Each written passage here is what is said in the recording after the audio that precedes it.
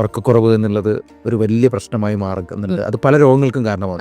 Cellphone അതിനൊരു പ്രധാനപ്പെട്ട കാര്യമാണ്. കാര്യം നമ്മൾ ഉറങ്ങുന്ന പരമാവധി സമയം നമ്മൾ റീൽസ് കണ്ടുകൊണ്ടിരിക്കുന്നൊരു ശീലം നമുക്ക് എല്ലാവർക്കും ഉണ്ട്. എന്താണ് അതിന് ആയുർവേദത്തിൽ അതിനുള്ളൊരു പരിഹാരം? ഡ്യൂട്ടി ഷെഡ്യൂൾ നോർമലി പോകുന്ന ഒരാൾക്ക് പറഞ്ഞുതരാം.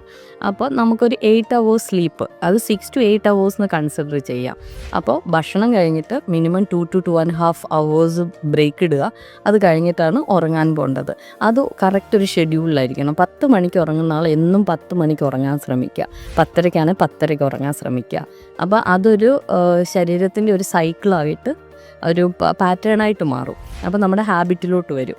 അത് തന്നെയാണ് ഇവിടെ വരുന്ന വലിയ മിസ്റ്റേക്കും. ഇന്ന് 10 ഉറങ്ങിയാൽ നാളെ 11 ഉറങ്ങും, മറ്റൊന്ന് 1 മണിക്ക് ഉറങ്ങും. അപ്പോൾ അങ്ങനെ വരുമ്പോഴത്തേന് ബോഡി കൺഫ്യൂസ്ഡ് ആവുന്നുണ്ട്. അപ്പോൾ അതല്ലാതെ ഒരു പർട്ടിക്കുലർ പാറ്റേണിൽ വെക്കുക. അപ്പോൾ ഏർലി ഉറങ്ങിയിട്ട് ഏർലി എണീക്കുക എന്നുള്ളതാണ് കറക്റ്റ്. എന്നും അതേ ടൈമിൽ ഉറങ്ങുക, ഒരേ സമയത്ത് എണീക്കുക. അപ്പോൾ ആ ഒരു സൈക്കിൾ കറക്റ്റാകും.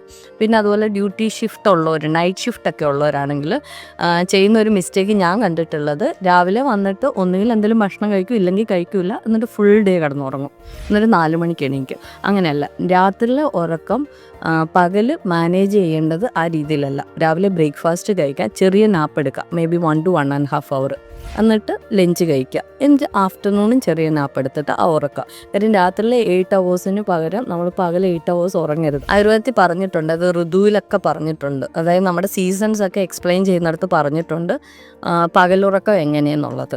അത് ഈ രീതിയിൽ നമുക്ക് അറേഞ്ച് ചെയ്യാം. അപ്പം നമ്മുടെ മീൽസ് പോകുന്നില്ല, നമ്മുടെ ബോഡി ഹെൽത്തി ആയിട്ടിരിക്കും, എന്നാൽ നമുക്ക് വേണ്ട ഉറക്കവും കിട്ടുന്നുണ്ട്. അപ്പോൾ ആ രീതിയിൽ അതൊന്ന് മാനേജ് ചെയ്യാം. ഈ ഉറക്കക്കുറവ് ഏതെങ്കിലും അസുഖത്തിൻ്റെ ലക്ഷണമായിട്ട് കാണാറുണ്ടോ? അങ്ങനത്തെ കേസുകൾ വരാറുണ്ടോ?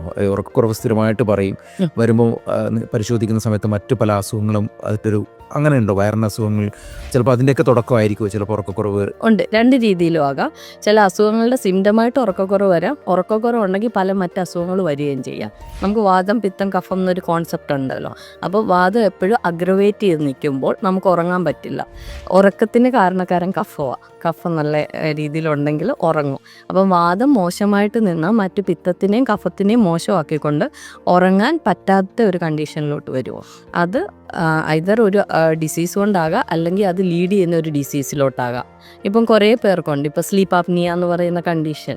അത് ഈ പറയുന്ന പോലെ പാറ്റേൺസ് ഇറഗുലർ ആയിരിക്കും. ഇപ്പം 10 o'clock അല്ലെങ്കിൽ 11 o'clock 12 അങ്ങനെ മാറിയിട്ട് പിന്നെ അവർക്കൊരു ഉറക്കം കിട്ടില്ല. അതിൻ്റെ കൂട്ടത്തിൽ നോസ് ബ്ലോക്ക്, പിന്നെ വെയിറ്റ്, ഒബേസിറ്റി, ഇതെല്ലാം കൂടെ ചേർന്നിട്ട് മെജോറിറ്റി സ്ലീപ്പ് ആപ്നിയ നോക്കുമ്പോഴേ ഈ 3 കണ്ടീഷൻസ് ആണ് നമ്മൾ കാണാറ്.